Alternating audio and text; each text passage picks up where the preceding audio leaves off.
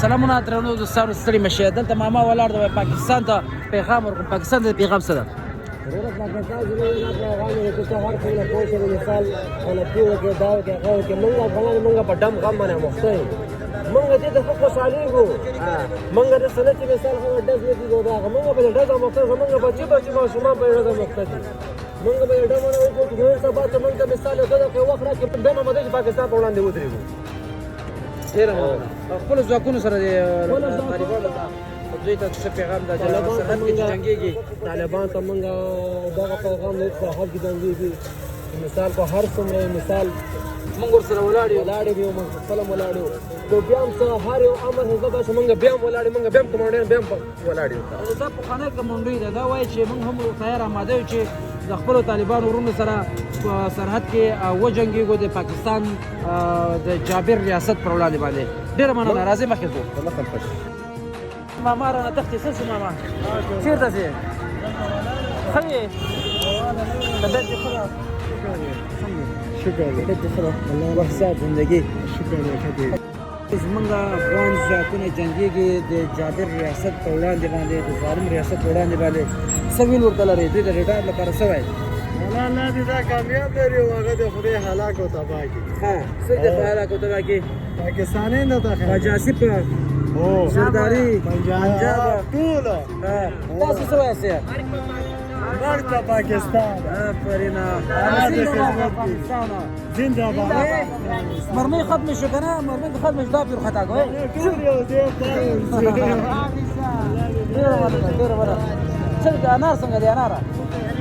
دا پاکستاني خوړی شي خاورې دې نوخرې قربان مننه مننه ژوندی اوسئ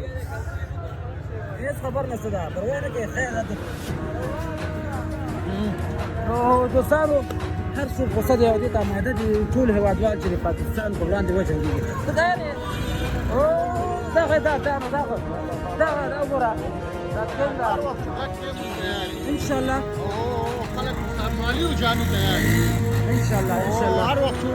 عامل المؤمنین من تامر وکي سر مال نه تیری ورځي قربان او انشاءالله چې زموږ ځواکونه تکړه دي هغه موږ ته ضرورت نه پرېږدي خو بیا موږ سره هر وخت وړاندې سر به په دې ټول عمر کې داسې سیالي نه ولیدلې څومره حکومتونه تېر شو دومره نه وشوي موږ د امارات نه ډېر خوشحاله یو اسلام آباد هم وویشته هغه د دې کوم پوځي ځای هغه هم ټول ورته وویشتل طیارې هم غورځولې پیلوټه ښځه هم ترې نیولې ده پیلوټه دا څومره د شرم خبره ده بېله ښځه موږ سره پاتې ده او دلته موږ ولس نه دا ښځه دې ماما ته په دې کاکو دا پیلوټه به ماما ته په دې کاکو له خیره ښه که نه نو ډېره مننه پروانه ده انشاءالله اوس د افغانستان د بریا په هیله چې خدای دغه جنت افغانستان افغانان وګټي نو دوستانو هر افغان دې ته تیار ده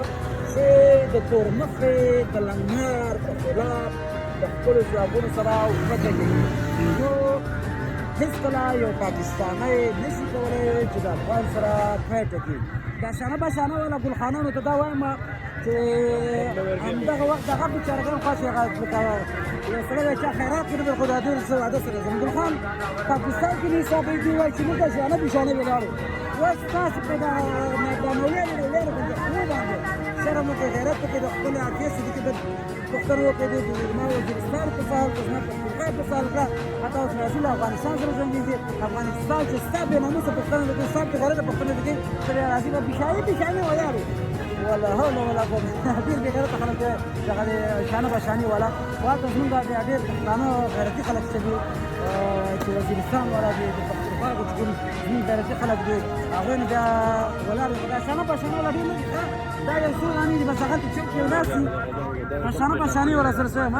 شانه بشاني والا خبره پرېږده شانه بشاني والا هغه خلک دي دې سره که نه چې هغه چوک کې ناست دي مزدوران دي بس کانو کې هغه بیا راولي ویډیوګان دي شانه بشاني ولاړ یو شانه بشانه نه دلته چې هر افغان نه پوښتنه کوي هغه وایي چې زه د پاکستان له لسو پنجابیانو سره جنګېږم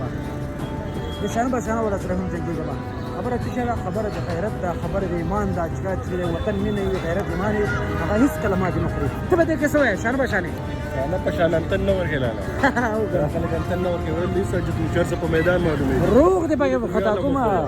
دوچر څنګه هر څومره تعلیم چې د سیاسي د ټولې دنیا وکړه شانه نه چې وایي یو خبر ته توګه مخکې به د افغانستان باچا کې ښه خو دا خبره پاکستان څخه صحیح ده دا دې یې